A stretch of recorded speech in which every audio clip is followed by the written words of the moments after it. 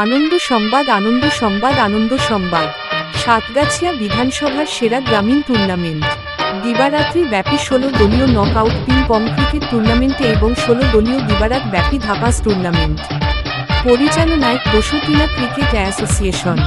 ২২ ও ২৩ এপ্রিল ধাপাস টুর্নামেন্ট, ২৪ ও ২৫ এপ্রিল ক্রিকেট টুর্নামেন্ট হবে।